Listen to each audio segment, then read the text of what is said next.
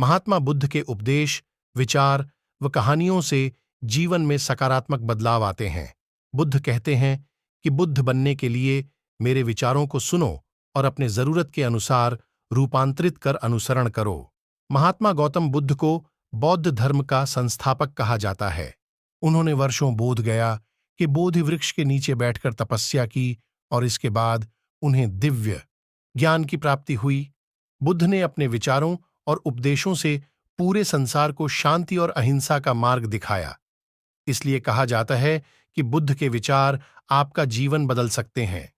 बुद्ध की आज की अमृतवाणी में आपको बताएंगे गौतम बुद्ध से जुड़ी एक ऐसी कहानी के बारे में जिससे आपके जीवन में खुशियां ही खुशियां रहेंगी, क्योंकि बुद्ध का मानना है कि यह पूरी तरह से आप पर ही निर्भर करता है कि आप खुशी या गम क्या लेना पसंद करते हैं। आप क्या लेना पसंद करेंगे, उदासी या मुस्कान? एक बार बुद्ध एक गांव से गुजर रहे थे, लेकिन उस गांव में लोगों के बीच गौतम बुद्ध को लेकर गलत धारणा थी, जिस कारण वो बुद्ध को अपना दुश्मन मानते थे। जब उस गांव में बुद्ध आए तो गांव वाले उन्हें बहुत भला बुरा कहने लगे और बदुआएं देने लगे। लेकिन इसके बावजूद भी बुद्ध गांव वालों की बात शांति से और मुस्कुराकर चुपचाप सुनते रहे। गांव वालों ने देखा कि उनकी बातों का बुद्ध पर कोई असर नहीं हो रहा है और वे विनम्रता से उनकी बातें सुन रहे हैं।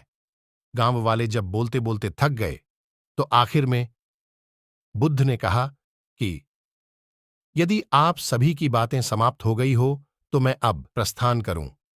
बुद्ध की बात सुनकर गांव वाले हैरान रहे, लेकिन उस भीड़ में एक व्यक्ति ने बुद्ध से कहा कि हमने तुम्हारी कोई प्रसन्नता नहीं की है, हम तुम्हें बधुआएं दे रहे हैं, क्या तुम्हें इससे कोई फर्क नहीं पड़ता? बुद्ध मुस्कुराते हुए बोले, जाओ, मैं आपकी गालियां या बद्दुओं को लेता ही नहीं। आपके द्वारा दी गई गालियों से भला मेरा होगा, जब तक कि मैं आपकी गालियों को स्वीकार ही नहीं करता, इसका कोई परिणाम ही नहीं होगा। जानते हैं, कुछ दिन पहले एक व्यक्ति ने मुझे बहुत सारे उपहार दिए, लेकिन मैंने उसे लेने से मना कर दिया।